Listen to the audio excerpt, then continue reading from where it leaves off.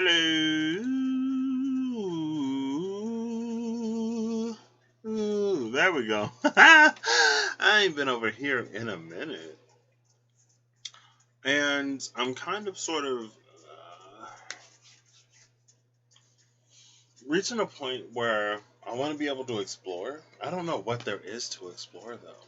I love exploring on this channel. And I had a feeling to do a light, dark, and everything in between sort of thing. And I got the light and the dark figured out. It's the everything in between where I'm drawing a question mark. Right? This was easy. The rest may not be. And I wanted to do 3 of them. Or 2. Actually, I know how I'm going to do this. And I'm going to need 3 decks. This one's easy. That one. Oops. I was about to grab the Norse Divination cards. And then I have the Mystical Dreams Tarot.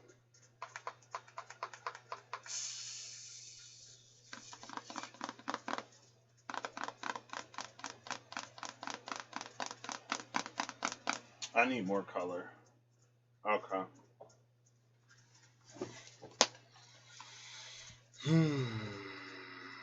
Now I gotta find which one of these can stand alone.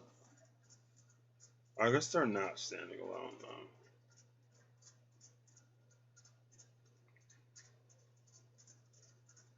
though. I'll go in reverse order that I grabbed them. That seems fair. Where did I literally just put my glasses? I literally just sat them down.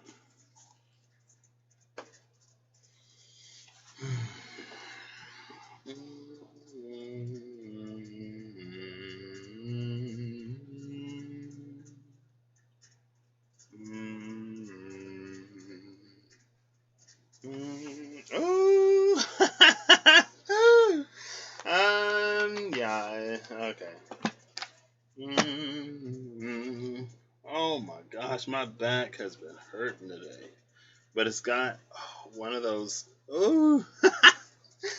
like one of those things in it where like it hurts, but when you stretch it, like it feels good. It's like one of those tingly pain sensations. You're like, ooh, that hurts, but it feels good at the same time. I don't know. Let's see what's up. I don't know why I'm doing this. I don't know why I do a lot of things, honestly. I feel the urge, and then I come and do whatever. So,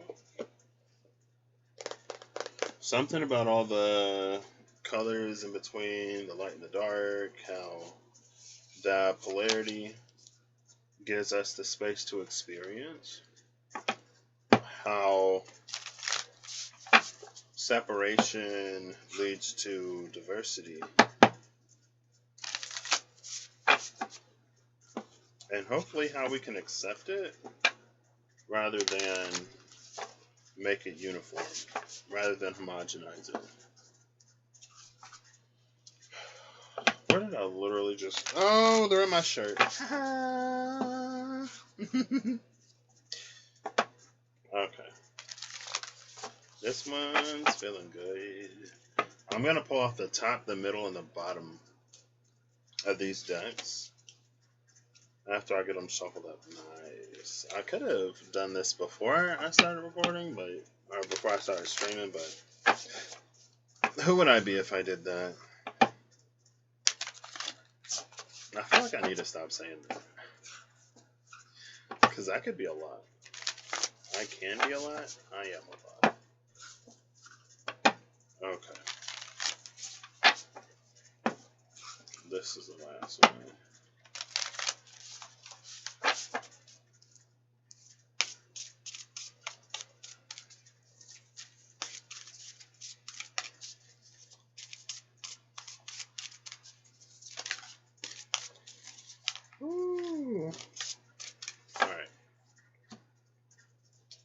So here's the top.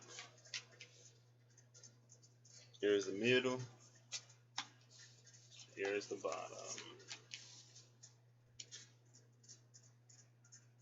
Ooh, 8 of Swords under that. I feel like perceptions and misconceptions. There's that 8 of Swords energy. The top, the middle, and the bottom.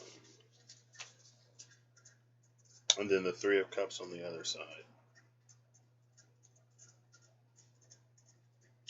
There's an interesting energy here. It's like wanting to celebrate, but not wanting to do the work. But I feel like that's not it.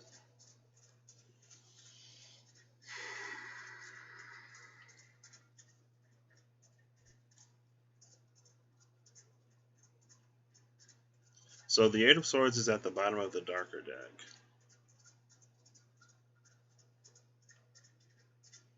The 4 swords on the outside create a frame of reference, a state of mind.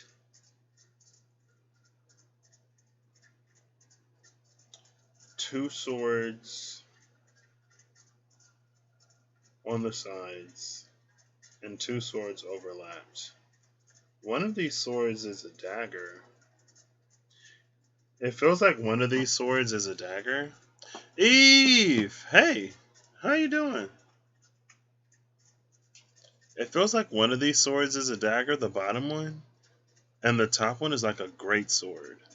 And so they balance each other out in that.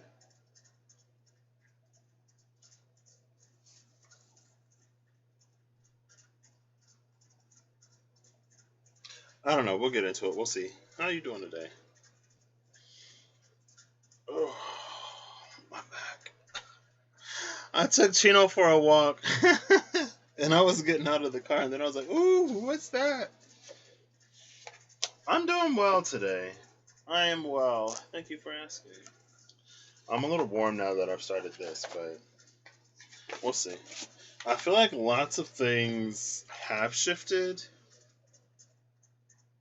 in a way that can make things really fast right now. And so I'm actually, the plan is to, well, I was supposed to be taking a break, but I'm compromising by going live on this channel. Because it feels like on the other channel, things need to settle for a bit. It feels like a space of self-revelation needs to be present. And so that's why I'm going silent on that space a little bit. After that last reading with like all the cards, when I went live at like midnight or 1 o'clock in the morning or whatever, I got the silence card from the Osho Zen Tarot. And in the space of that reading, I was feeling it too. OBS reconnection successful. Okay, I don't know what that was. Oh no! Congratulations again on 100. That was fun. It was a fun live. Oop.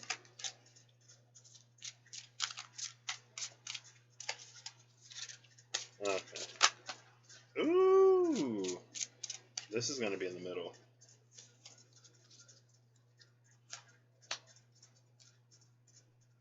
I'll take this one. And I'm basically doing top, middle, bottom here too. Bottom of the deck is the 9 of Swords. 8 of Swords, 9 of Swords. It did cut out.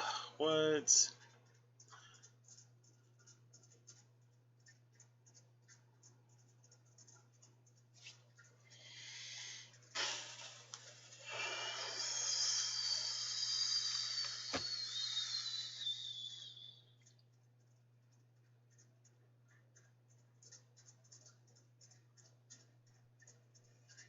We're just going to keep going.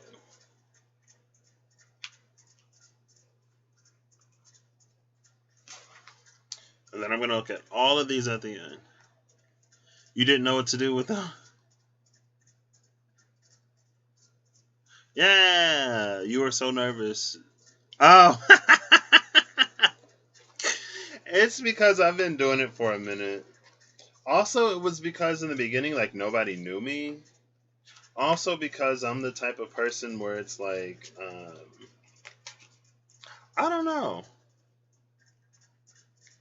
Like, I do pretty well in public scenarios for the most part. And besides that, I kind of just show up. And it also helps that, like, you know, I have people to be like, oh, you know, to affirm me and to validate me so I don't feel anxious. So, yeah. You're like, oh, I thought about, like, changing clothes and, like, doing this and doing that. I'm like, that's when I was like, we only see your sleeves. Like, your clothes are fine. I think too, I don't know if you necessarily like get less nervous, but you might kind of get used to going live. Or the more you do it, the more you know that like after you hit that button, then your nerves are going to settle a little bit once you get into it. So it's allowing that to happen. Oh, this is all 3 cards. And they're all face up too.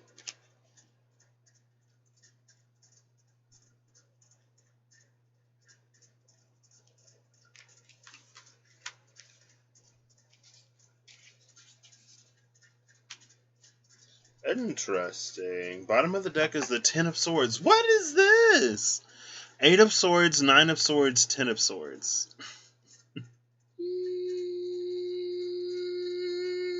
What is happening?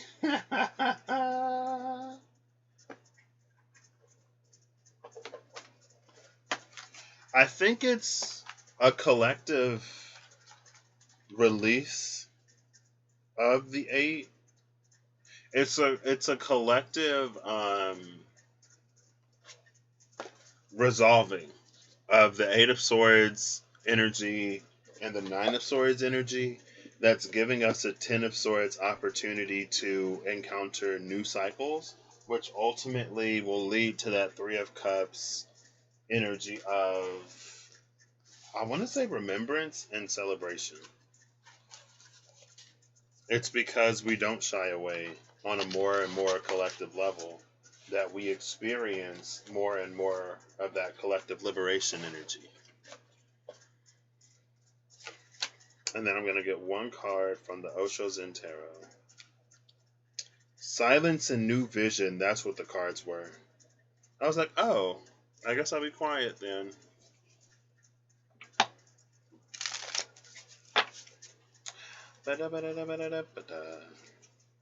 Prince of Cups, 9 of Wands, Judgment. Oh, goodness. I only want 1 card. And I want it face down.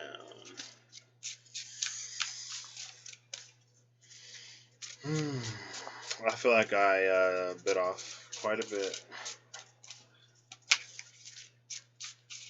What was that? Oh, maybe it wasn't anything. Okay. 2 more.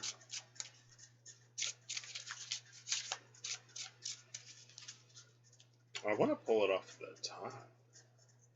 So I'll do it.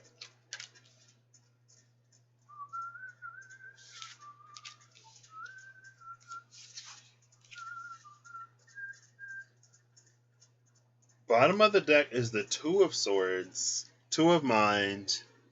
I did! Rob Odinson. I was like, what? Come through. I was excited.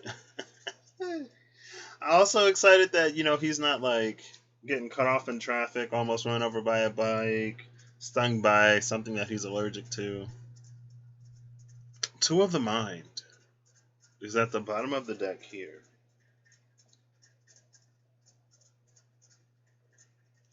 What's up with all this sword energy? Maybe I should have done this on the other channel. I think I might actually hop over there. So I don't know why I just did this over here. Or maybe I won't. Maybe I will. I'll ask Siri. I'll ask Siri. Because this is a lot of swords, and it doesn't feel like... Well... So the Two of Swords, actually, no. Well... I should have started it there and then came over here. It's fine. So... The Eight of Swords, the Nine of Swords, and the Ten of Swords speaks to concluding a cycle. Breaking major patterns, habits, ways of looking at things, conditioning, we'll call it, right? Because that's easiest. And I think the Two of Swords, after all of that, is this question of how we move forward. It's the question of what do we want? And how do we want to proceed? And I feel like for the human, for us, there's like we don't know what we don't know. We haven't experienced what we haven't experienced. And so we may find it difficult to know what it is that we want in some ways when we know what it is that we don't want, for sure, right? Because it's almost like, well, if we remove all limitation, if you could do anything, what would you do? And some people know.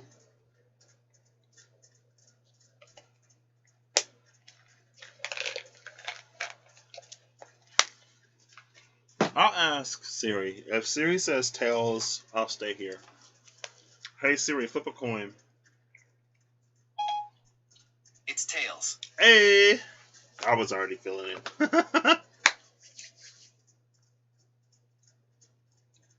So let's start here and work our way up. Oh gosh, it's the rebel. It's the rebel. No! It's Emperor energy. I'll read it. I just saw the rebel.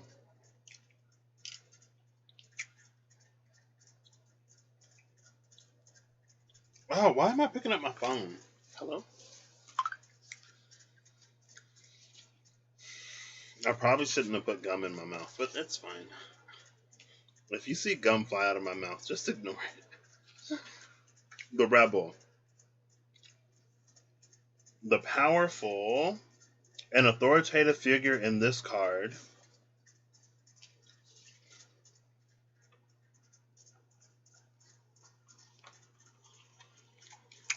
The powerful and authoritative figure in this card is clearly the master of his own destiny. On his shoulder is an emblem of the sun, and the torch he holds in his right hand symbolizes the light of his own hard-won truth. Whether he is wealthy or poor, the rebel is really an emperor because he has broken the chains of society's repressive conditioning and opinions. He has formed himself by embracing all the colors of the rainbow, emerging from the dark and formless roots of his unconscious past and growing wings to fly into the sky. His way of being is rebellious, not because he is fighting against anybody or anything, but because he has discovered his own true nature and is determined to live in accordance with it. The eagle is his spirit animal, a messenger between earth and sky. The rebel challenges us to be courageous enough to take responsibility for who we are and to live our truth. Okay, I love that.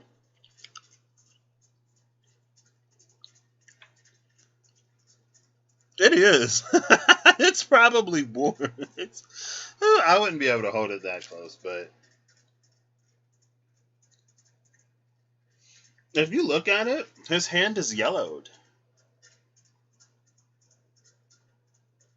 Maybe it's because it's so close. Maybe it's a little toasty. I actually like this energy. I feel like this is what we're coming into. And I feel like this is also the reason why, again, that Two of Swords, the Two of the Mind, is at the bottom of the deck.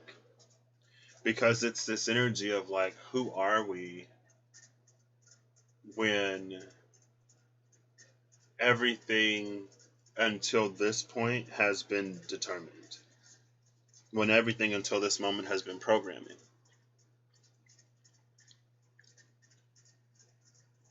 He could be. Oh, I never noticed his rainbow hair. What? I never noticed his rainbow hair. And that's the thing about light from the sun, is that it's unpolarized. It's white. It hasn't been passed through any filters or prisms. And so there is this energy where it's interesting. It's interesting because it's like, and this is why the light and the dark, this fits this. Because this came to my mind last night. It was this energy that's like all colors, both in light and in pigment. But that's difficult. White light is a combination of all colors being expressed. Black pigment is a combination of all colors being absorbed. And it's a really interesting energy of expressing what we absorb. Because in light, the eye holds the photoreceptors. And so,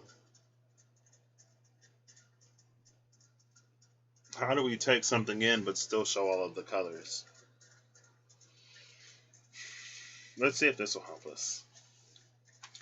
Ooh. The Wheel of Fortune on the dark side and the Seven of Swords on the light side. I think the Seven of Swords is my minor Wheel of Fortune card now because of this deck, because of the Tarot Apocalypsis. Because in the Seven of Swords and the Tarot Apocalypsis, it feels like something is being returned. Something that was stolen is being returned. And so here, the rebel has realized that nothing can be taken from us. That's why these seven swords have so many cobwebs around them. Also, what? Yeah, so this is definitely my minor Wheel of Fortune card. Because look at this. There are two wands. There are two wands in the Seven of Swords card. There you go. You see them? And look, that's the wand from the Wheel of Fortune. There's two of them. But they're like going in different directions from the same origin point. And so there is a little bit of a wobble here. There is a little bit of like a spinning top energy. Or like that. I don't know if... I can't... Goodness. You like how flipsy this is.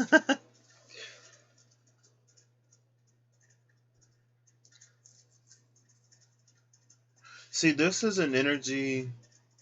In the Seven of Swords, this rebel, it requires that balance of both. The balance of the light and the dark. And we view them... We view it as like dark is the absence of light. But there's this high priestess beyond the veil multidimensionality where dark is and light is. And when dark is and light is, that's how we get to both absorb all of the colors and express all of the colors simultaneously. It's something that's impossible when we look at it as, well, if I absorb this, then I won't have it to show. And maybe sometimes we want to show all of the colors, and in doing that, we don't really take on anything. We don't really integrate anything.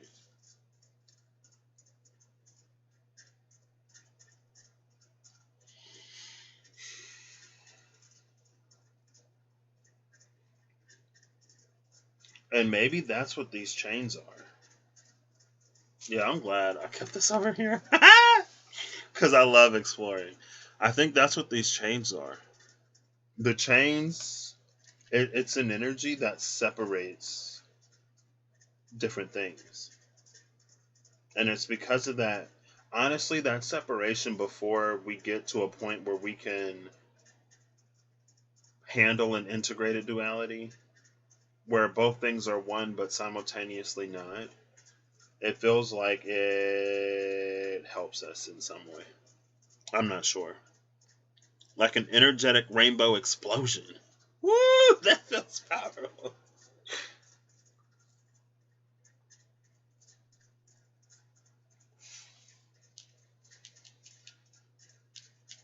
So yeah, I don't think I finished it, but in the Seven of Swords, whatever this is, it cannot be taken from us.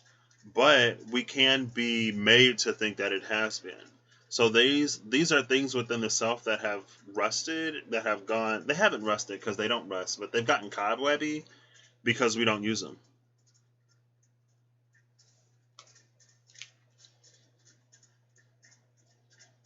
But the rebel has realized again that if it was never taken, then there isn't really anything to reclaim. It's more about remembrance. He finds it within himself, right?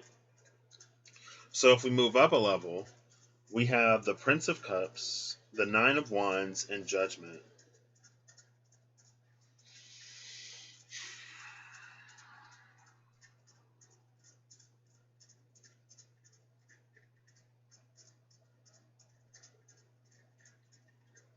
This is interesting because it feels like an energy that resists change and transformation. Like it feels like the Knight of Cups, the Prince of Cups in this deck is all about change and transformation. And this is Eros. It's Cupid, right? He has arrows of aversion and arrows of attraction. And it feels like there are certain things that we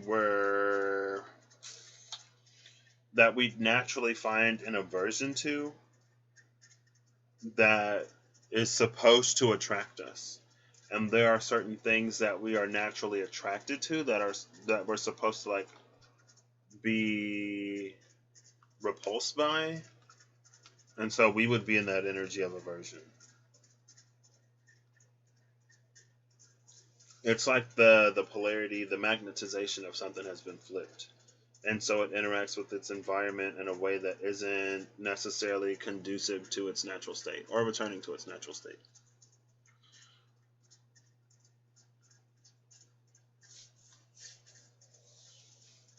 I feel like the swords, it's more like to get us to see it. And so in a way, yeah, it's the air to blow away the cobwebs.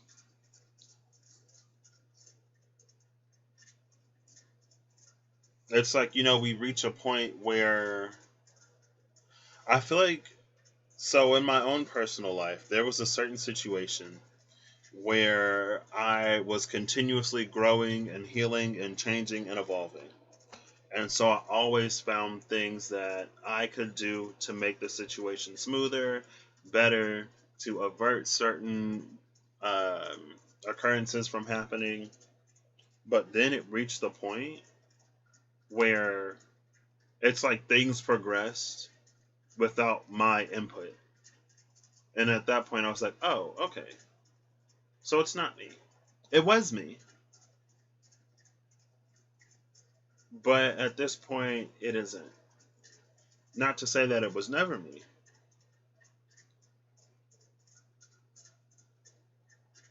And it's almost this energy of like things that aren't supposed to work out. And it's interesting because in a capitalistic sense, that's how it's designed. It's designed to give you temporary pleasure and satisfaction and then to break down so you go and buy more. Things are designed to make you temporarily happy, make you feel temporarily at peace, so then you go back and you get more. There aren't a lot of things that are intended or designed to give you permanent results. But depending on the state of mind and the individual in some way,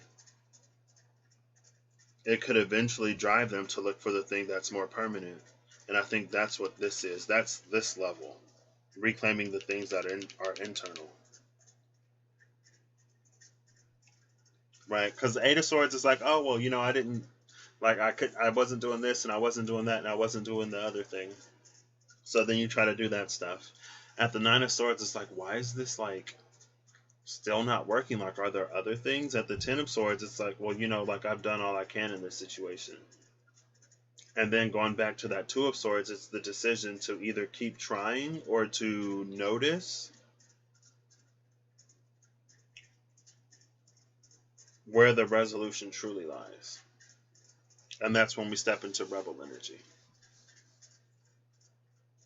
So the Prince of Cups and the Nine of Wands, this is us sort of like welcoming things that aren't necessarily beneficial for us and like refusing things that are. And with the Judgment card here, it feels like this is a self-worth thing. Or more so than a self-worth thing, it's like a realism thing, right? It's like, oh, like this isn't realistic. It's too good to be true. It's X, it's Y, it's Z. I never say Z, but I'm saying it today. It's X, it's Y, it's Z. But, again,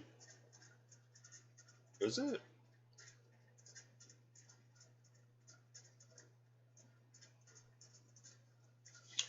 And I love that, like, this energy, it feels like the same lunar energy in these two cards. The moon that's peeking out back there, and, like, the one that they're flying into.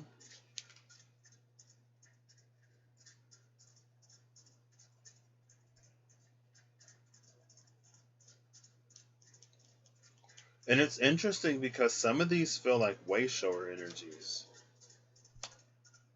It reminds me of the Dove and the Ace of Cups in the Spirit Keeper's Tarot. At least this woman. This woman feels like she's come back. It feels like she's entering the space, and everyone else is either trying to exit the space or they've just resigned themselves. Like at the bottom of the card, they've lost all hope, and they're just like out here floating.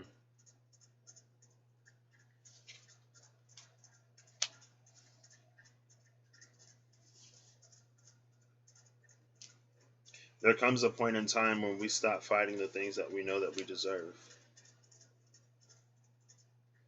There comes a point in time when we no longer buy into the narrative and storyline that our experiences have.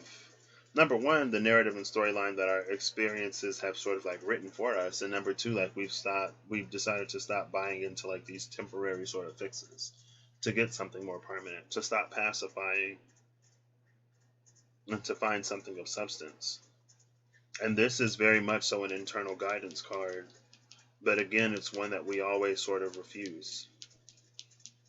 And until we start to listen to it and work with it, it's like we're stuck at the bottom of the card rather than like soaring. There's very much so a defying gravity energy here.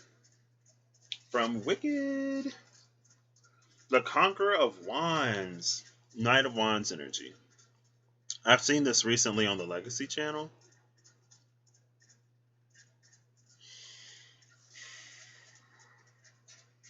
It's interesting because there's another two something outside of the element. Right here it was two wands where the swords are.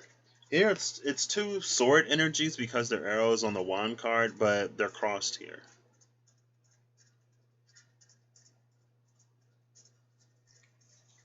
This is an energy of contradiction.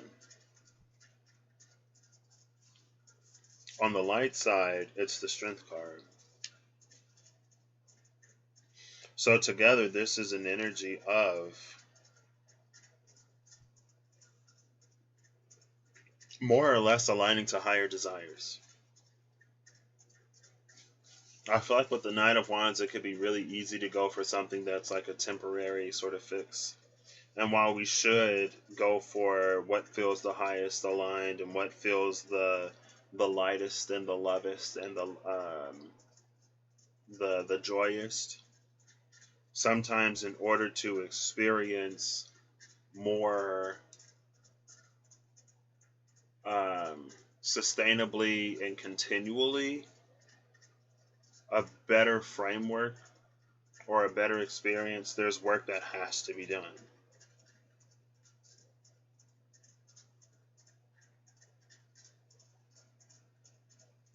And so the strength card is it's in a position to like sort of move us up this little islet. Oh my gosh, I've never noticed the drowning hand in the back of the card. Right there. Oof. And it's an energy that it's like, if you're saving for a new car and your new car costs you $1,000, but every time you save up like $500, you're like, I want to go on a trip. So you go on a trip and then, you're saving for your car again. And as soon as you hit 500, I want to go on a trip. I want to go on a trip. I want to go on a trip. Where it's like, well, if you want the car, you're going to have to sacrifice one of those trips. And if you get the car, you can kind of sort of take trips when you want, right? They may not necessarily be as far, but you can like do road trips. You could explore your city, your town, your state. You can go to different natural places. You can go to different entertainment hubs or spots or whatever. And this energy came out last time. It's that energy of like of how it isn't always easy to do the more difficult in the moment thing to get a better payout later. And I'm pretty sure this had the same message the last time I saw it. But there's also this energy too here of, see, here it's a balance. There's a balance between abstaining and enjoying. Because it's like, we don't want to abstain from so much that we don't enjoy our experience at all. And sometimes we create more work for ourselves by believing that there's more work to be done. Which is why it feels like this Eros energy, it's like it points things out to you. So you don't have to continually look for it. Eros points it out, you deal with it, you move higher up this little rock. And then you keep moving, you keep living life, and something else comes out. Eros points it out, you deal with it, you move up. Eros points it out, you deal with it, you move up. We don't have to be in this continuous state of intentional healing. Like in the beginning of the journey, yeah, because there's a lot of stuff. But at some point, it's like things move to the more and more subtle. And maybe that's one of the things that this rebel can find it difficult to contend with at that Two of Swords. Because it feels like if there's a bit more of a more balanced approach here, then as you're resolving and healing, you're also exploring. And so it's like when these chapters close, or these chapters, I'm assuming, close, you already know what it is that you want to do. And again, there's this like mixed messages energy with the crossed arrows, and it was that energy of like, Eros is shooting us with the arrow of aversion, but we're finding ourselves attracted to something. And he's shooting us with the arrow of attraction, but we're averting whatever that is. And it does seem like there is a low key, I mean, it goes back to that energy of, us and our self whatever and what we're actually worthy and deserving of. But it's very much so that energy.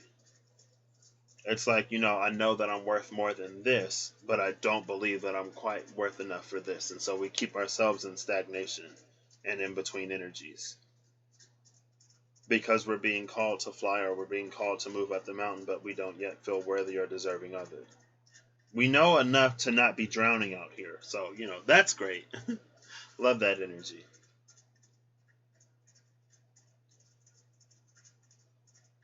There's also a trust energy here. There's also a full energy here.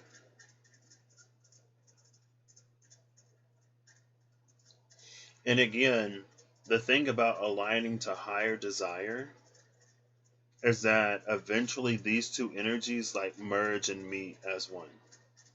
And I love that, like, there's the Knight of Wands and then the Nine of Wands and then strength, like all this fire energy. Judgment is also traditionally fire, so the only element out is this water energy here in the Prince of Cups.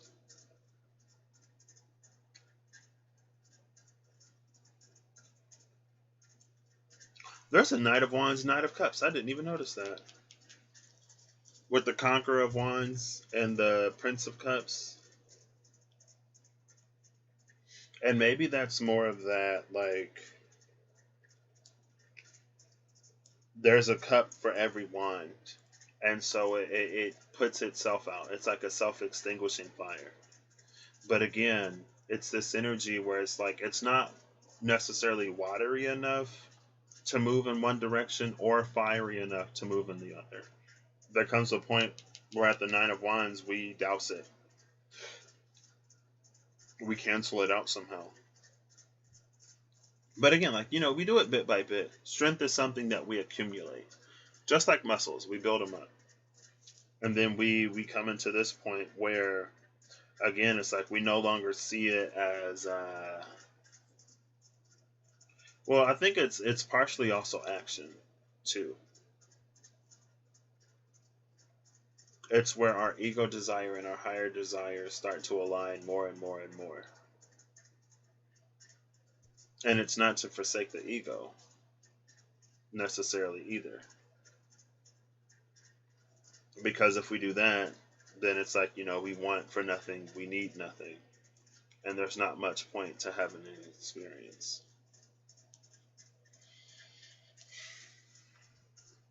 So let's start here. Oh my gosh, I haven't seen this fella in a while. The Lord of Pentacles with his flame of truth, parting the veil.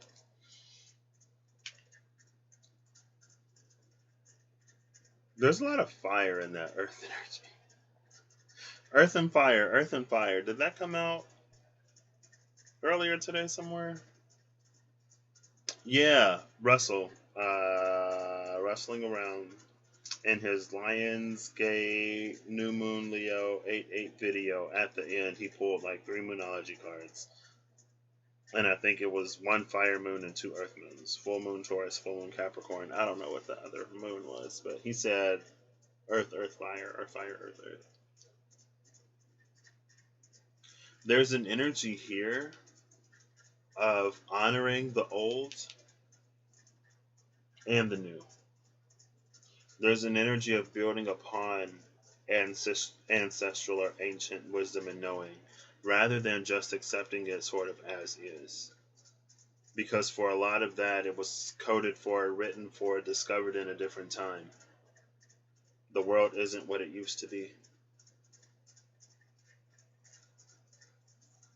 And knowledge and wisdom as a whole, or they're organic. So as the times change, then things change. You haven't watched it yet? It was like... it was a little lengthy. It was a little lengthy. There were lots of aspects, but it was good. I liked it. I actually want to see what these are first. Oh, what? Yeah, see, this is interesting. Because this feels right. Oops. This feels right. This feels right. This is where it's not wrong, but this is the spot that we're working on. And it reminds me of when you went live, like the spirit was right, the mind was right, the body, we were getting together, and the other element was also like pretty good. So we got the Ruler of Swords and the Wheel of Fortune. Wheel of Fortune came out in the dark and in the light. That's interesting. There's the Wheel of Fortune again. There's the Ruler of Swords. There you go. Oh, you can see them both now.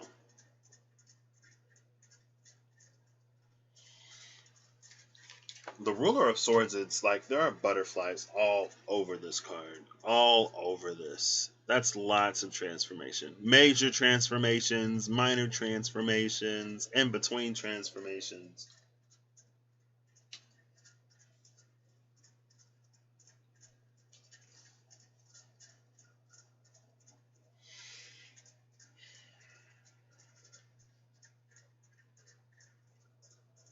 So it feels like this energy where we're able to receive, but when it comes to putting it into practice, or when it comes to being, that's where things get a little interesting.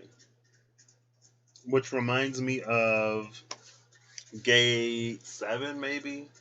Because there was one point with the archer again, because Miss Raimi Healing, she was like, it feels like this energy is unexpected. Like this arrow feels unexpected. But an arrow isn't something that just happens. There's a lot of preparation that goes behind, like, an arrow getting, okay, most of the time, if it's done right, there's quite a bit of preparation behind an arrow marking its target, right? It has to be knocked, it has to be drawn back, it has to be released, it has to be lined up. You got to account for environmental factors like the wind. If you have a moving target, you also have to account for that. So there's actually a lot of preparation that goes behind it. And it's like we do really good at like receiving spiritually, and even like our affirmations, we can change the mental and we open up our heart a little bit. The heart seems to be one of the hardest things for us as humans to open, which is understandable because, it makes us really vulnerable. But also when it comes to like living something, when it comes to being something, embodying something more than just talking about it and theorizing about it and philosophizing about it, that can also be where we run into some difficulties. So,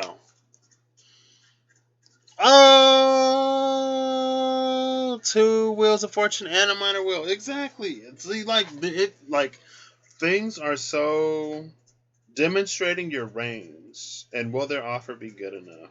It better be, because this Pisces is not the Pisces that he used to be. I'm just, I know my self-worth now, right? It's right here. Not doing that, like, it's time for people to fix themselves. Not that we don't all have healing, but no more fixer-uppers. No more broken birds, please. Or at least, like, be able to accept some love. Anyway, again. Thank you. I'm excited for that. Yeah. And it's this thing, though, where honestly, it feels like once you begin to do it, it's been my personal experience, and from some of the people that I've talked to in certain spaces, it's also been their experience. It's like once you get to doing it, it's simple and it's easy. It's a lot easier than getting there. It's like learning how to ride a bicycle, or learning how to drive, or learning how to do like literally anything, or most things, because some things are difficult even after you learn them. But like that's the reason why it's important for us to align to these desires here, because the more we do it, the easier it gets. And it's like, honestly, by the time you work your way up this little rock, you're going to be able to fly, even if you've never done it. This is very much butterfly breaking out of the chrysalis energy. The butterfly has to break out on its own in order to give it the strength that it needs to fly. And that's very much so this. There's an inner, like, we don't know how strong we are until we have to be that strong. But a lot of times that strength is already within us. We just have to give ourselves the opportunity to prove it. So, like starting, well, yeah, it's like starting a live stream. Once you do it, it's like, oh, because there's a momentum to it, right? And that's the thing about these wheels of fortune. Maybe with them being on opposite sides, there's an energy of like taking the momentum out of one thing and putting the momentum into something else. And again, it's reminding me of the Three of Swords, the Lamb, and the Golden Egg. in the live or in gate 7. Like there's this transmutation that happens when you're taking energy out of it can happen where we stop doing one thing, it puts it directly into something else, right? It's like if you're saving up for that car and you put that money in savings rather than spending that money on everything else. The more of the money that you intend to save that is actually saved, the more effective the process in general. But again, it's something that we build up to, you know? It's like it reaches the point where you want the car bad enough that you can forsake a vacation or two. Or does it? It does. Over here, it does. And I feel like I've been thinking about that too lately, and I don't remember necessarily why or where. But that energy of that was Reem. That's Reem sound. Um, there's an energy that's like taking out of one and putting into the other. But that's the thing about an investment is that it doesn't necessarily pay off immediately. And so we may not necessarily see what's happening. It's like under the ground. Why am I thinking about that? There's a seed underground. Yeah. The roots have to be strong enough to support the structure on top. If they're not, you know, as soon as the wind blows, it's gonna just go flying like a piece of paper.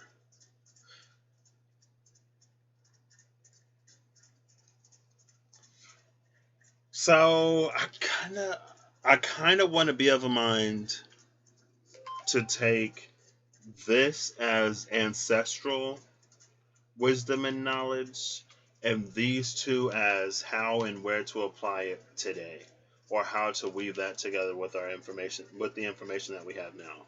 Because this Lord of Pentacles energy is very much so about that.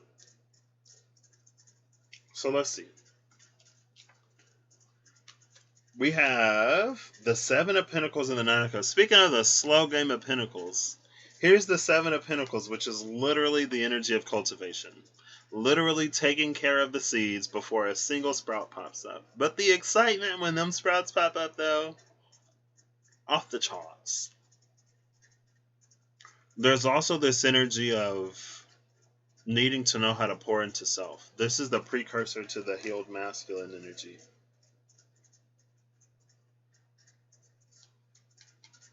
And with this Nine of Pentacles,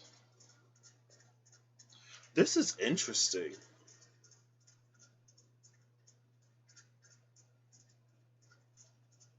This is a communal energy. This is a communal support. Right? It feels like with this Seven of Pentacles, this feels like something that we'd have to do by ourselves. This is something that we think we'd have to do alone. But it feels like all of these other thingies around this thingy is giving it energy. It's making it whole. It's filling it up. It's assisting. Near and far. Even those that are further out. So there is an energy of it's partially something that wasn't able to be accomplished in the past. It's also something that it's like the world wasn't ready for. The environment wasn't quite right. But now things are different.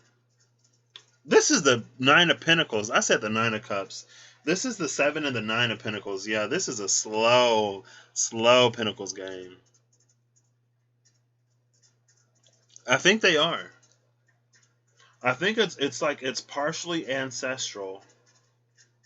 It's partially spirit. It's partially community. It's partially just like the energies moving forward.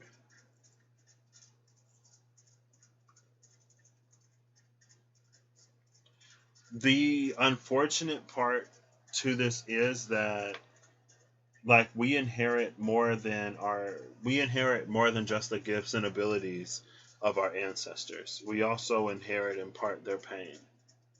We also inherit in part their karma. Because from generation to generation to generation, there are some things that are maintained,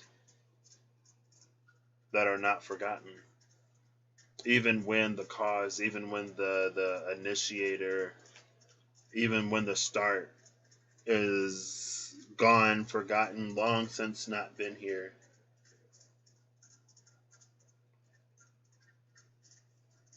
Ancestral memory is a double-edged sword.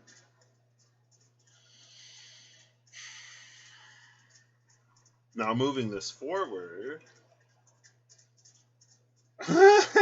we got 2 majors.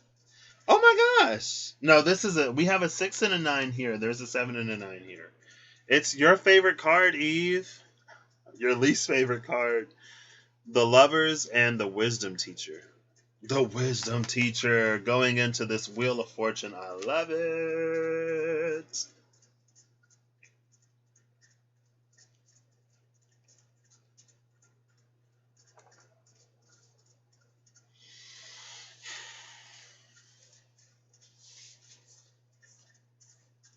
I think the Wisdom Teacher, it's this energy. The Lovers, there's a selective there's an energy here that it's about taking the gifts and leaving the burdens. Here.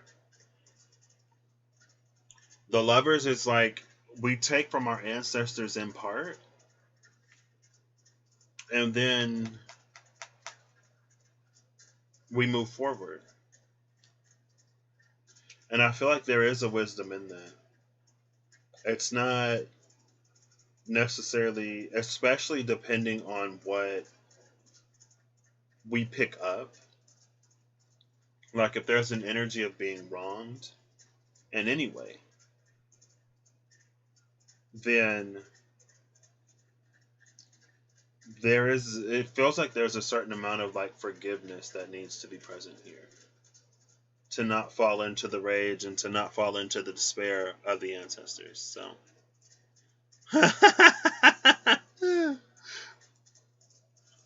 I mean, same.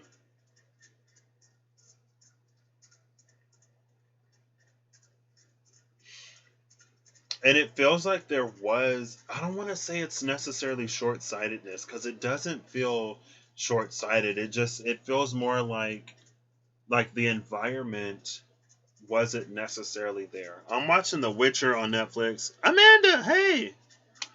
I'm watching The Witcher on Netflix, and they talk about destiny like 15 times an episode, every single episode. And there is a sort of energy of destiny here, a little bit. But it feels like destiny lies in what we have to reclaim from this. Destiny lies in the now. That's how destiny works, right? That's how destiny works. How you doing, Amanda?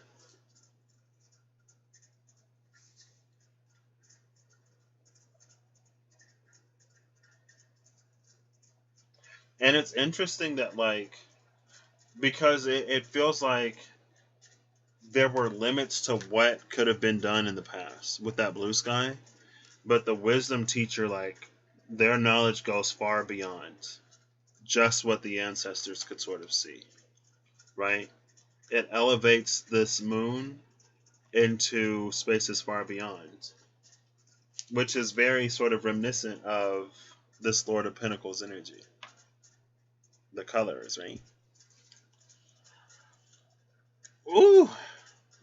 You love The Witcher? I'm like on episode 5. I'm like, this is so much. And then like there are like different timelines and stuff like that. I'm like, wait. I'm trying to keep it all together.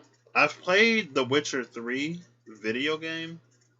And so it was like cool to be like, oh my gosh, this is that person and that's that person. I've barely played it. But yeah, it's a lot of drama. It's good. I'm enjoying it. And I'm also great. Thank you for asking. Oops, I mixed them up. I mixed them up. It feels though, because it feels like the ancestor. This is interesting. Because it feels like this, in the time of the ancestors, it feels like this was the ancestor and that was like spirit or whoever. But now it feels like this is us and this is our ancestors and also spirit or whoever.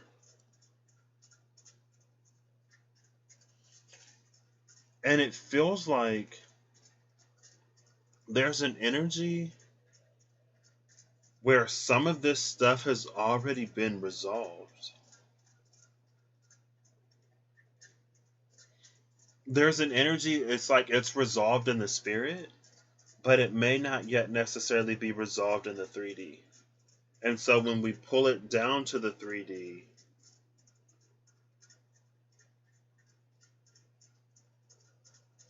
it can cause static, like on the TV screen with no signal. I don't want to say distortion.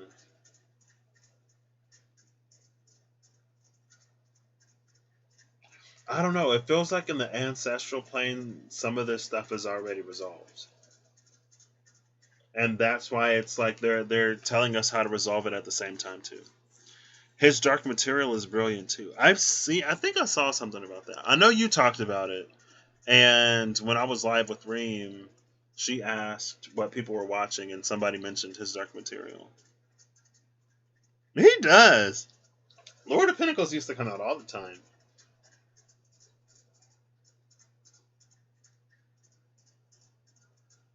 And there are two cups here. Between the two of these nuns facing the Lord of Pentacles. So again, that's our element that doesn't necessarily belong in the suit. So we have an element of cups here, we have an element of swords here, and an element of wands here. Where's the earth? Where are the pentacles?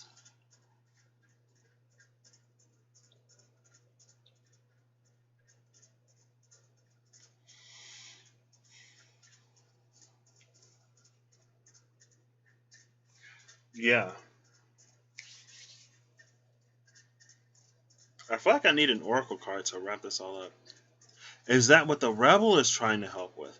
Ooh! Since we do have the Wheel of Fortune here, there is a tie between these two, right?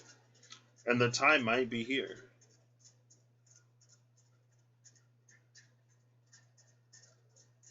Oh my gosh! Oh, look. You see the rainbow in the sky in this card? And remember his rainbow hair? He's become whatever. I love this. It's in his hair now.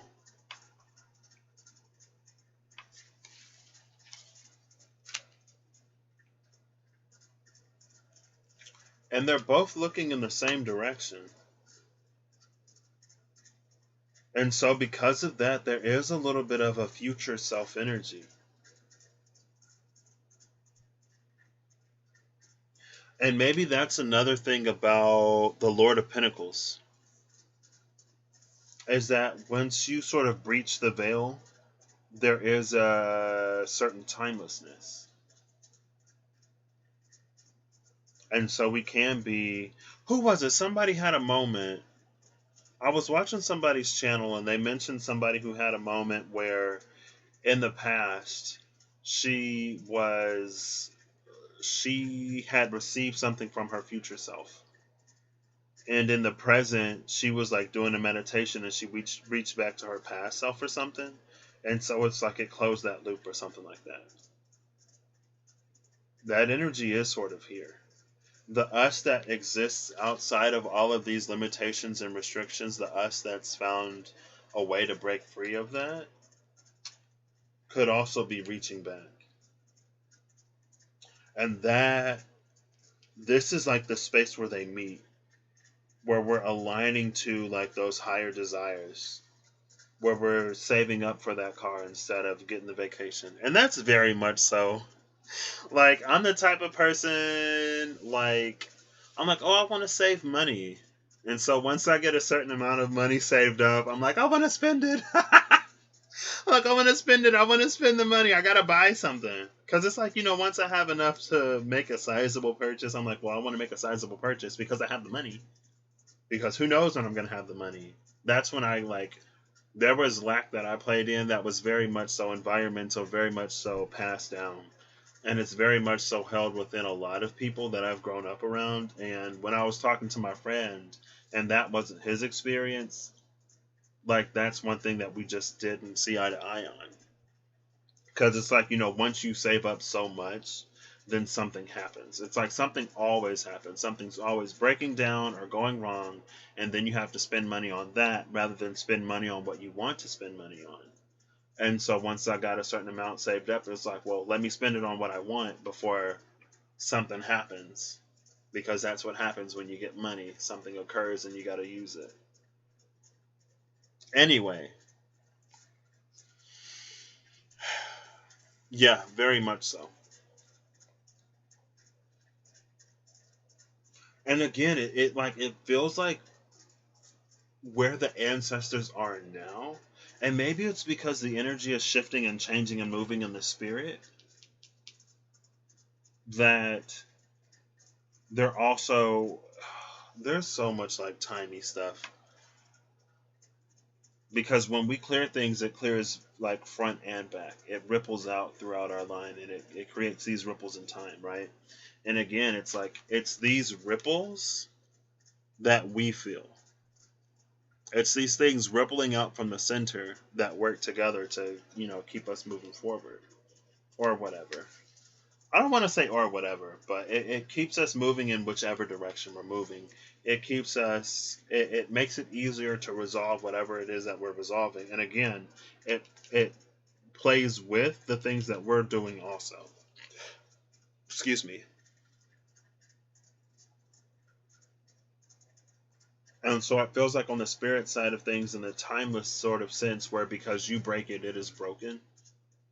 Now they're able to assist you in that. In some way. But again, it feels like one of the biggest things is to not be lost in their pain. To the point where we start to run the same cycles with the Wheel of Fortune, but on the other side, right? It's like, I've suffered this, or this is something that I've experienced in my line, and so now I want things to be reversed.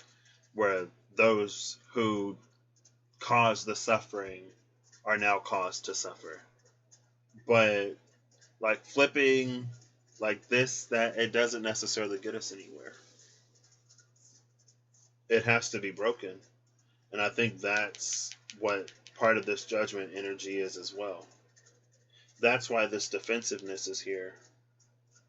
Because at some point, sometimes, depending on what happened, and for some people, they're more interested in vindication and revenge than they are like moving forward, than they are in resolution.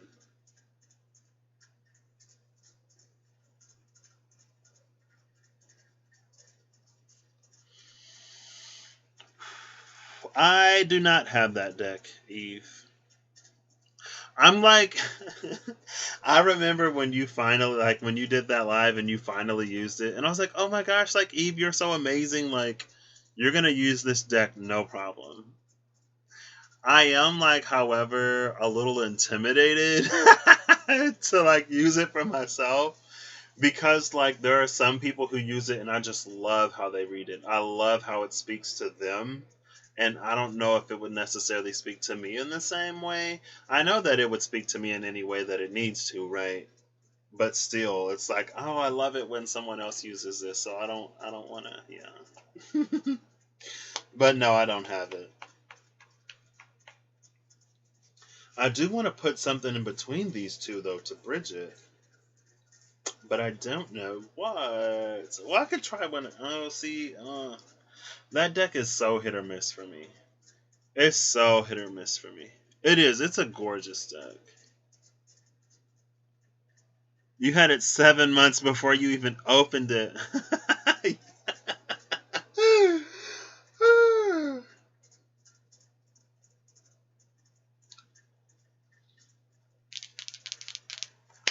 What do I want to put between these two? Is there anything? Maybe I don't need to put anything between these. Because that's literally, I feel like that's literally the point. We do it by practice. It happens by doing. We get there by doing. And we'll be guided and directed on every step of the way. And if we're not guided or directed, there may be a question of, okay, well, what is it that you want? What is it that you want to do? And start doing something in terms of that. It's that energy of somebody that I used to know. I think. Maybe I never knew that person. Anyway. It's that energy of like, when the GPS goes out, sometimes you just got to start driving.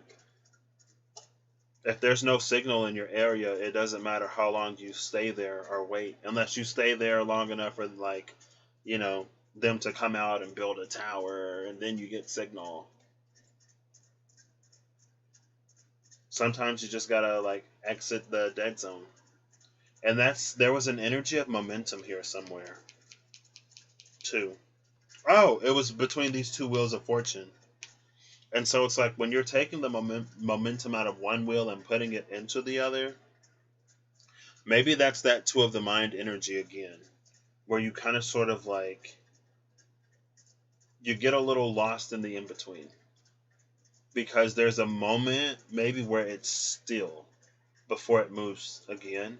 But in that stillness, it's a grand opportunity. Because you get to decide where you move forward.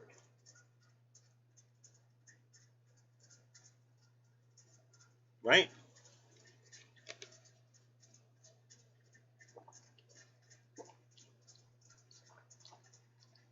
You had the Tarot of the She for 7 months too? You felt like you bit off more than you could chew? Yeah.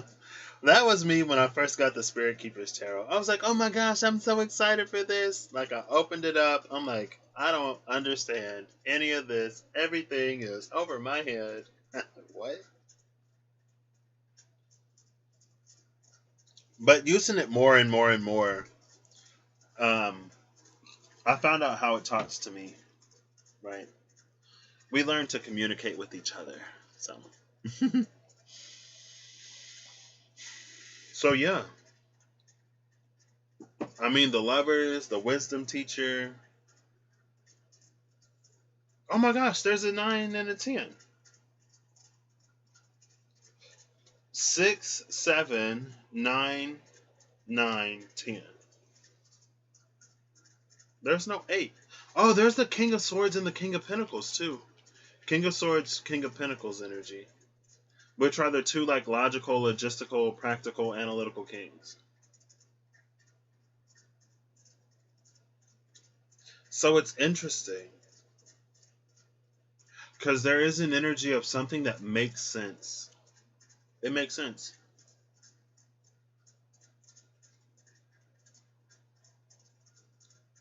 And rather than it being counterintuitive, it's like actually intuitive. I don't know. But that's what I got. I feel like I should just do like a chat live. Like I should just come on and like chat and engage and interact with people. But I don't know how to do that anymore. Because I was talking to Reem and she was like, sometimes people don't necessarily want a reading. Sometimes they just want to like chat. And I was like, I get that. And I feel like I used to do that way, way, way, way back in the day. But now I don't know how. I don't know. It might take you a while to use a deck on others, but you'd never be able to resist the urge to open them up and spend some time with them. Yeah, I see that. Right? See, how do I do it though? I feel like I'm so bad at just like talking now. Not really. I'll try it. I'll attempt it at some point. It is. I like it. This may be my little secret hideaway. But also, like, this was intended to be my place to explore originally. So I don't know. I kind of want to, like, at least for the next little bit, maybe until after Lionsgate,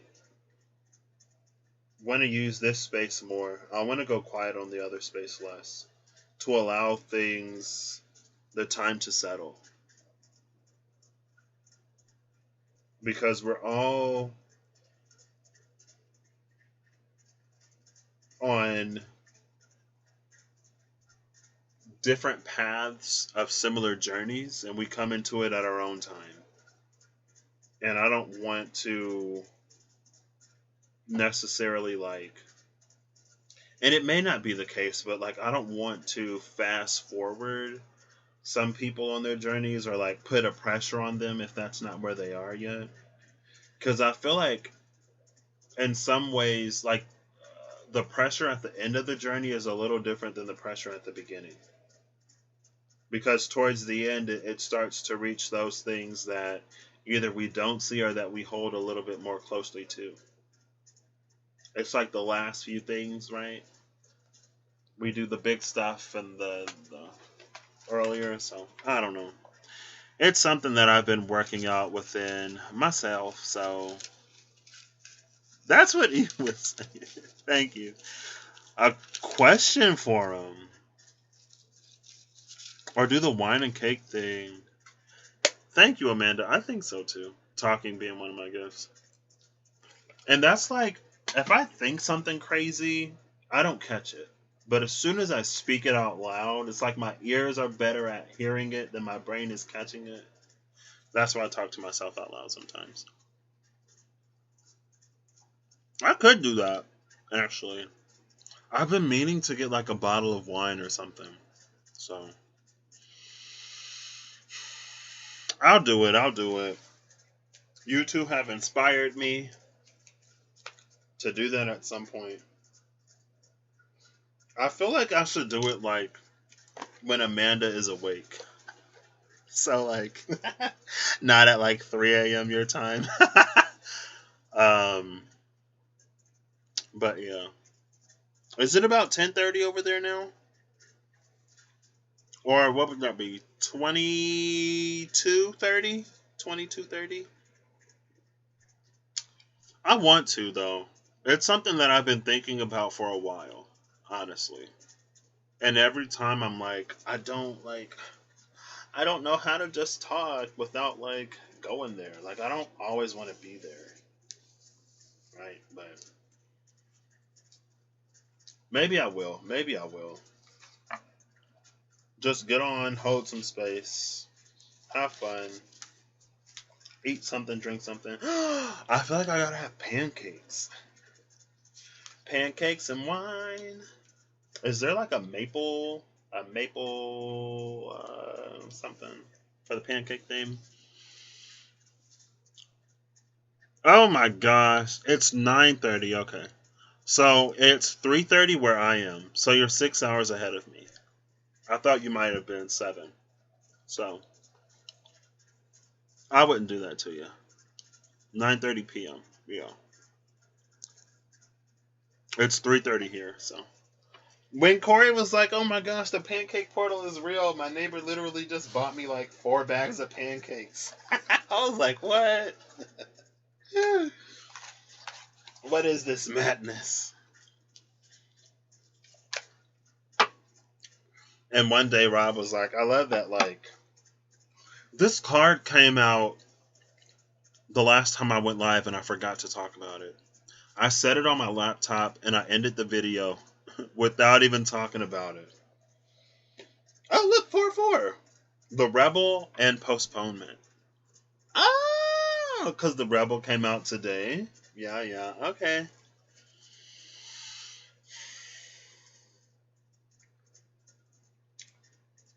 Postponement is an interesting energy. Because it sees, but it doesn't yet experience. And we can see, it feels like it's learning So the energy of the rebel to both express and embody at the same time, to be light in, or to be all colors in light and in pigment simultaneously, for dark to be and for light to be without them necessarily being set across each other. It looks like that's what they're in the space of learning. Wait, when? Where's the pancake video? Hold up, where's my phone? Hey Siri, where are you? It's right here. Here I am. When did he post it? Because he said I was talking to him, and he was like message, oh, look, it's 3:33. 3:33. There we go. I've been seeing that a lot. He was like, I want to get messages from the Pancake Kingdom or something. I was like, what? You should do it.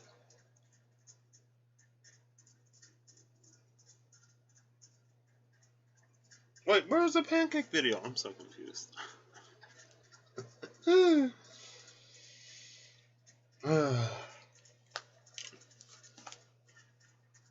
But yeah, there's an energy here of learning, embodying, being, seeing. Oh my gosh, that could literally be the rebel.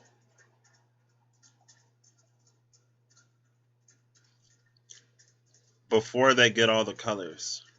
They're getting them though. It's happening.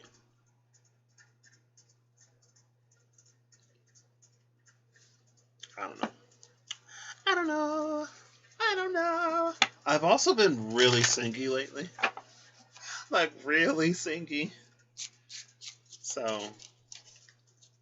I'm gonna shuffle all of these on camera. I've also been rolling my R's more. As much as I can. Understanding. And this is that Knight of Cups energy. That Prince of Cups, understanding. That the door is wide open.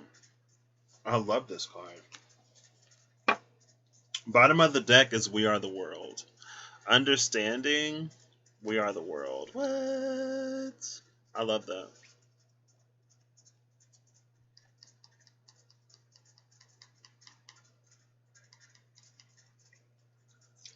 This feels very much like that energy where like Gaia is being ascended and elevated and healed and stuff like that. And it's the energy of the uploads, uploading from Gaia.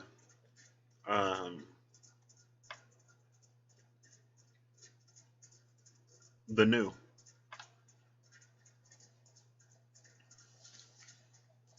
In whatever way we do that. Because it feels like part of her has also shifted. Just like the ancestors have shifted beyond, she's also shifted beyond. I'll read Understanding, why not?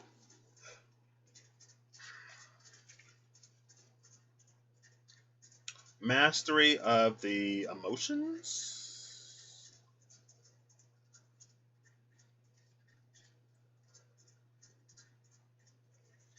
Yup. Wait, no. The Knight is Trust. This is the Page. This is the Page of Cups energy. Okay. I'm mistaken.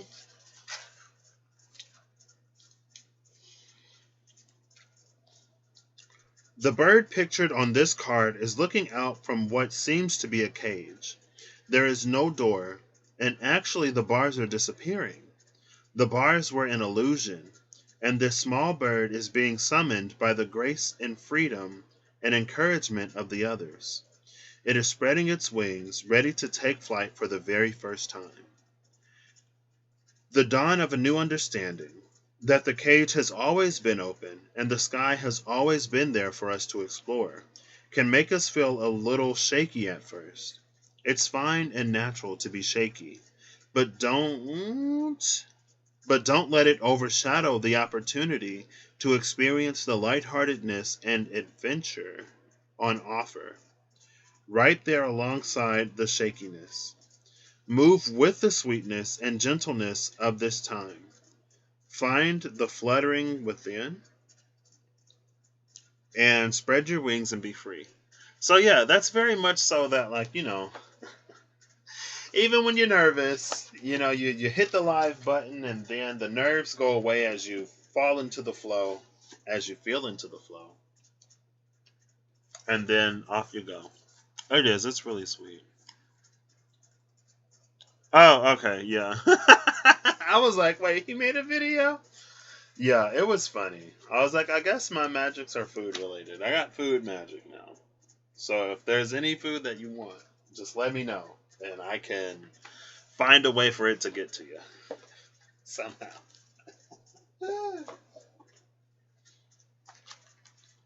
I was really bad. I was really bad, and I went to Taco Bell last night because I saw that they have new flatbread potato tacos. Like they had a potato burrito, I think. It may still be there. I don't know. They had a potato something, and it was really good. And I saw that they added a new flatbread taco. And so I went out there, and the app wouldn't work, and there were some things that were like app exclusive items, and I had a key to Michigan. I don't know why I'm talking about this, but I had it keyed to Michigan, right? From when I was in Michigan. That's the last time I used the Taco Bell app. And on the news section, I saw the flatbread tacos. I was like, oh my gosh, I want them. But since, my parents wanted, and I wasn't supposed to go to Taco Bell, but since my parents wanted a cravings box, I had to use the app. And when I was using the app, that's when I noticed that it was set to Michigan. So when I said it from my hometown, the flatbread tacos didn't pop up on the news section. And I was upset because that was literally the only reason why I went out there. And the app didn't work, so we couldn't even get the thing that they wanted because they're app exclusives. And so in resignation, we got different stuff than we wanted. And I was literally looking at their menu, and it said new flatbread tacos. I didn't do anything because I was a little flustered, I guess. Not really, but I was like over it at that point.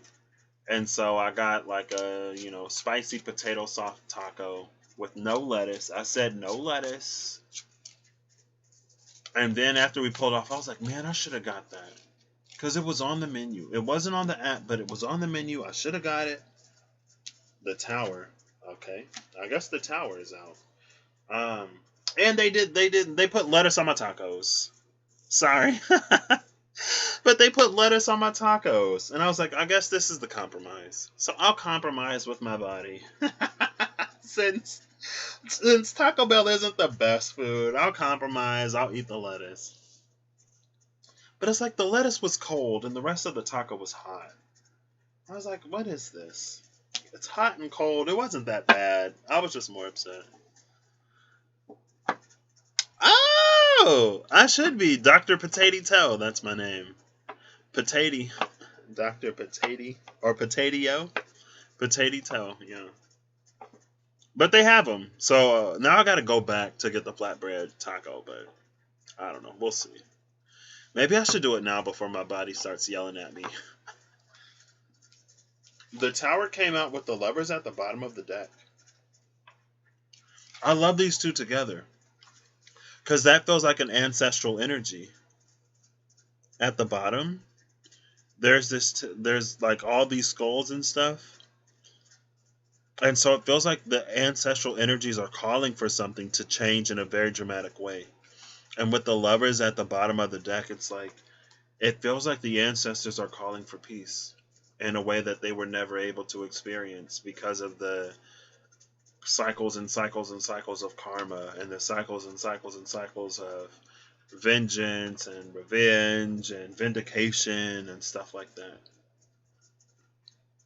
It's like, let's just move forward. Like, let's end all that. Let the worries and the traumas and the wars of your ancestors rest with them. Let's move into new. So that, I don't know. Wait.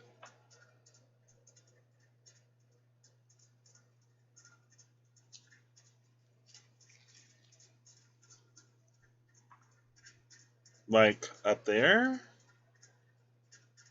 Where?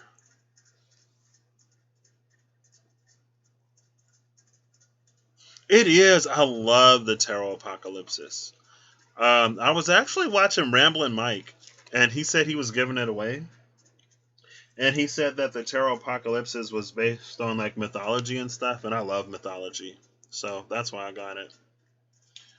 Based upon different pantheons throughout time, or throughout history here. The swords are Norse, the cups are Greco-Roman, the pentacles are Hindu, and the wands are Egyptian. I love it.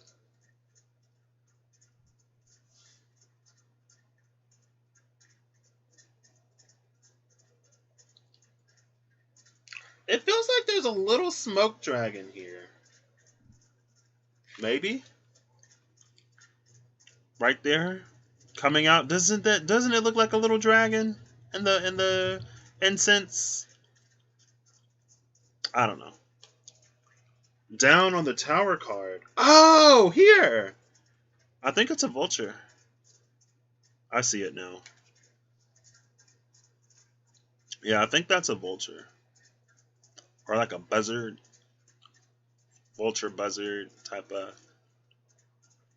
And it's interesting because it feels like every time I've seen, it feels like vulture energy is a lot more selective right now. Right? It feels like vulture medicine is carrying a little bit of maggot medicine, in that it can separate the living from the dead while it's eating. It feels like vulture in the past, it would wait for the thing to completely die before it would go in and start doing whatever it was doing. But, you know. And it honestly reminds me of Pluto and Capricorn while the rest of the planets move forward and they're doing what they're doing. Because it feels like there's this near real time, or the closest to real time that we've ever really gotten,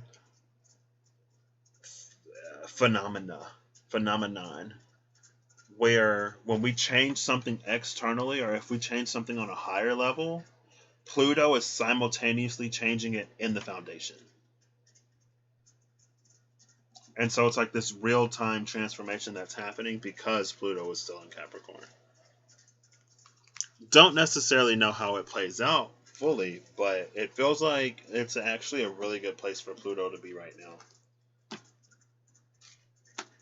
Because otherwise, it's like, the theory changes and the philosophy changes, but like the systems themselves would take a really, really long time to change. It feels like it's shortcutting the process somehow. I made myself hungry. I'm gonna go to Taco Bell after this. I've drank a lot of water today. I've been getting my walks in. I take Chino with me. Y'all want to see Chino? I tried to send a video to Corey yesterday, and as soon as... Oh, Hangman. I don't know why that feels important. As soon as I started recording the video, he, pulled behind a little post thingy. Oh, snap. Miss Remy just uploaded Sagittarius. I know Amanda's a Sagittarius, so... Where will the pendulum stop? Ooh. Let's see. So this is the third day I've gone walking with Chino. And he hops he gets really excited when we leave, and so he starts to hop like a bunny. Because there'll be bunny rabbits that run around every now and then. And that's where he learned to hop from, we assume. And so sometimes he'll hop around the yard. It's kind of cute. I should have recorded him today. When I recorded him yesterday, he didn't hop as much. But we went walking in the cemetery. He's my walking buddy because nobody else wanted to walk with me. It's fine. Out here, oh my goodness. Okay, well maybe not that video. But here's Chino. What is that? He'll hop around. You'll see him towards the end. There you go. There he is. I don't know, anyway. Right? You're a Sag Rising! I think I forgot that. My mom is a Sag Rising, too.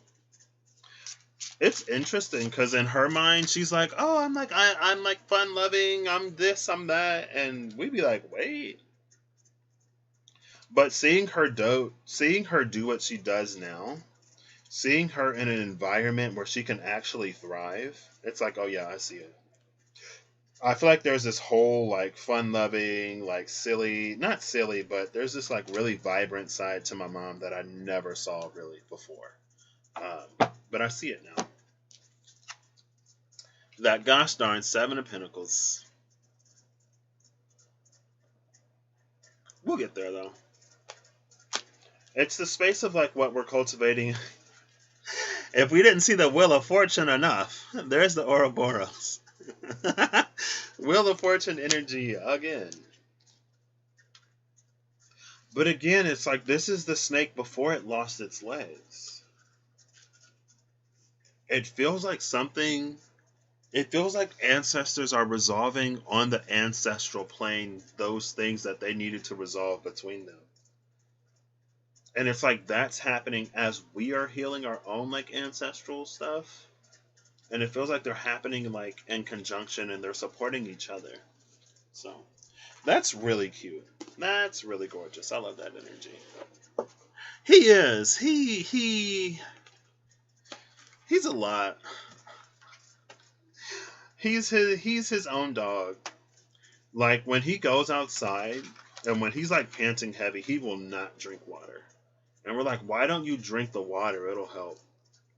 So today I was gonna like, cause he's fairly out of shape. He doesn't get too much activity, honestly. And so he's been probably looking forward to these morning walks as much as I have. And I was gonna pour him some water in his little water bowl today. And I was like, you know what? I'll give him some of my filtered water.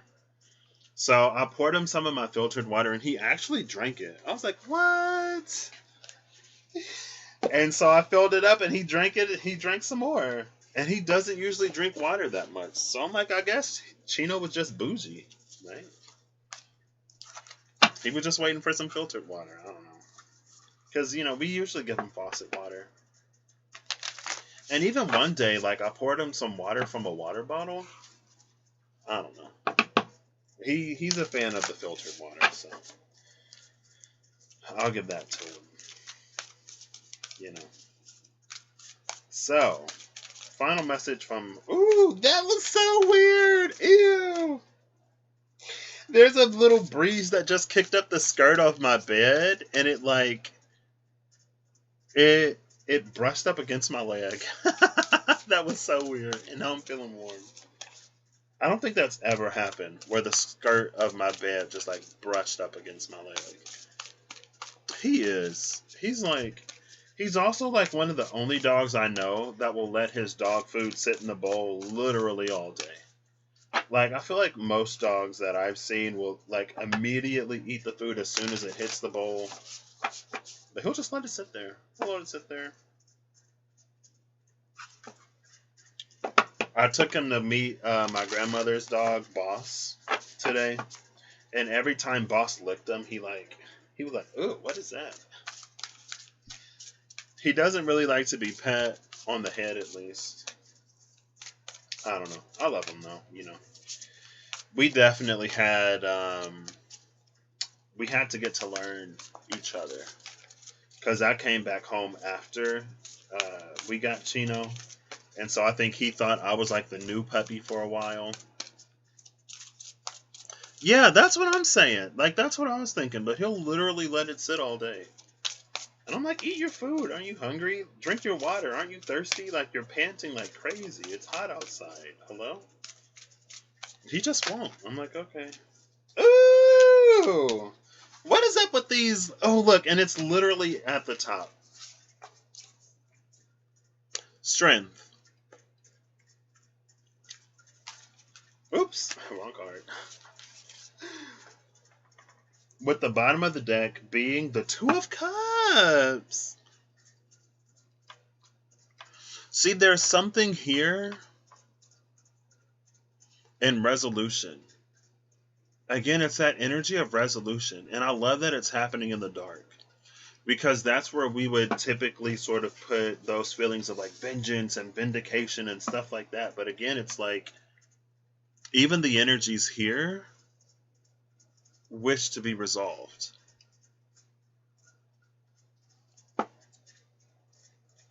I don't know.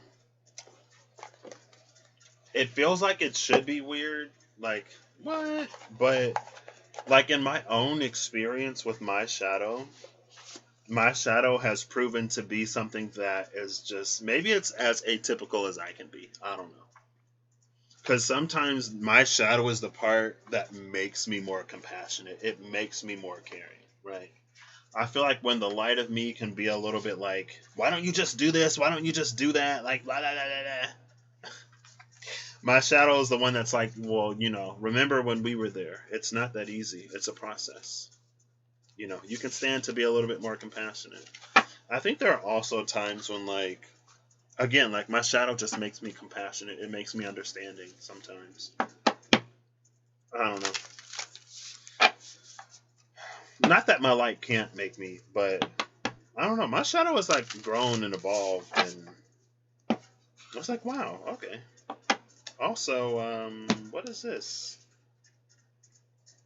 The Sovereign of Wands?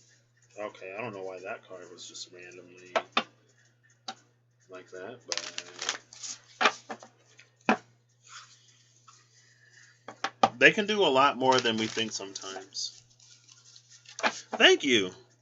I bought this deck.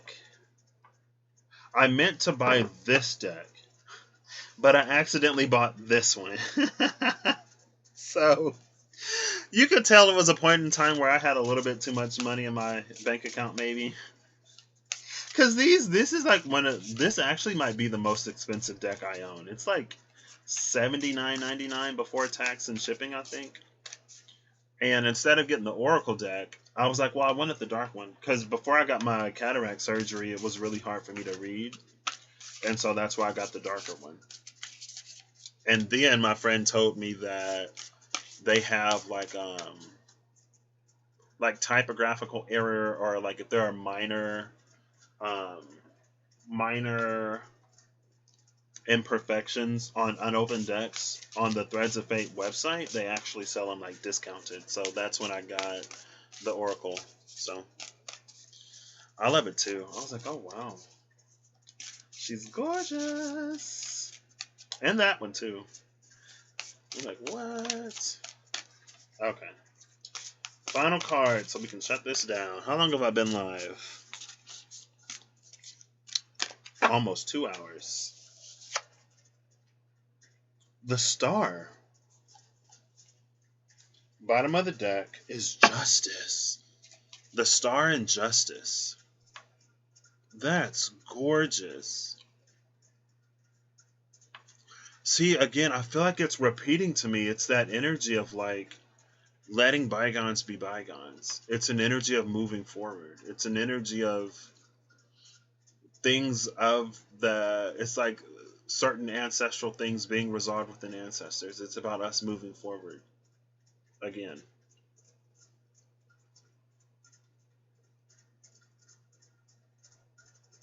And there is something about like the waters that are putting out the fire here in order for us to see beyond certain things that we would otherwise be sort of lost or consumed in.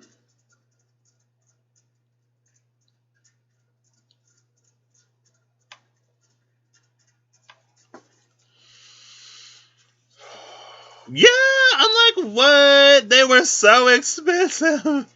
But they are. They're gorgeous. And the card stock is like pretty good. It's pretty good quality.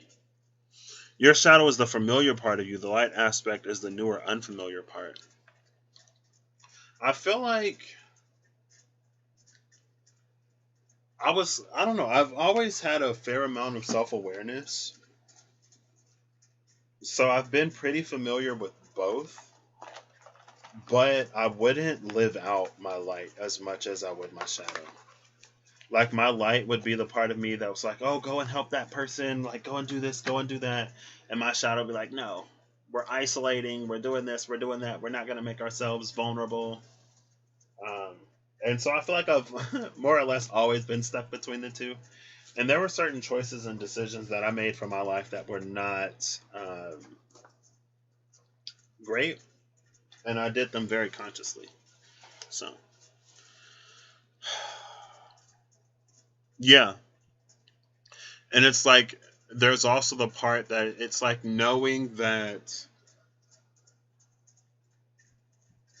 balancing, it's like knowing that justice, sometimes justice doesn't necessarily play out in the 3D in the way that we want it to.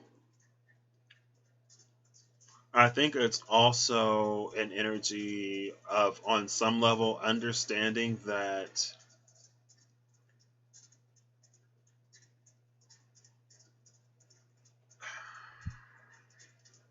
it's like that there's like hurt and pain on both sides, that there are things that have transpired that don't really serve either side. And that, like, just as we get caught up in narratives, other people do as well. And it's also to move us out of that, like, heroes and villains or whatever type of energy. So, yeah. You lived your shadow so much that you shunned it, and that didn't work out very well. Yeah. It's very tricky. I feel like it starts as very tricky business. Um, but the more we just like open up to listening and honoring that side of ourselves, and like listening to it and honoring it doesn't necessarily mean that we do everything that it tells us to do. But it's making it feel heard. And it's like, when we listen to it, it doesn't have to scream as much. It's like that one kid that does the most to get attention because it's what they don't get.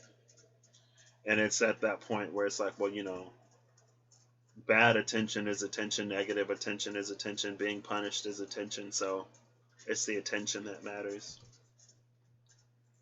And we can teach our shadow that, you don't have to act out to do whatever, right? There's more than just like bad attention. You can get attention in other ways. So, as I'm sure y'all know, as we all come into this, and I think that that's like honestly one of the like really big keys. And again, it is that like being honest with ourselves, radically honest. And the more honest we can be, like the further we can go. I don't know. I don't know. Thank you all so much for being here. I'm gonna go check out some food because I'm starving. I'm so hungry now. I shouldn't have talked about Taco Bell because that was fine. But thank y'all for being here. I love this, like, this smaller. Not that I don't appreciate everything, because I do. Um, but yeah, this was nice. And I'm gonna do that talkie live at some point. Maybe I'll go get some wine and some pancakes. No problem. I hope y'all have a good whatever whenever you see this. I hope you're acting in alignment to make all that you wish to experience your reality. I hope that when you get the opportunities to go above and beyond into the infinite great unknown, that you find what you need to brave it. And it feels like a lot of that is sort of coming. It honestly feels like we're in a position to create, receive, experience what we may have not thought we'd ever necessarily experience. It feels like lots and lots of major things have been done, which is why we're at that collective 10. Like, we've collectively done the 8, the 9, and the 10, and we're ready for new cycles. But it's that 2 of the mind with that rebel energy of like fully opening up to all of the new. And so I hope you get whatever you need to do that, as I hope the same for me. And honestly, that's another thing that I've been told to do. It's like really sit down and think about what I want for myself and what I want my life to be and what I want to be doing, because it's possible. And it's a message I've received before, but I've never really given myself the time to do it. I didn't even do it yesterday. So, yeah. All right. I will catch y'all later. Thank you again so much for being here. I love y'all.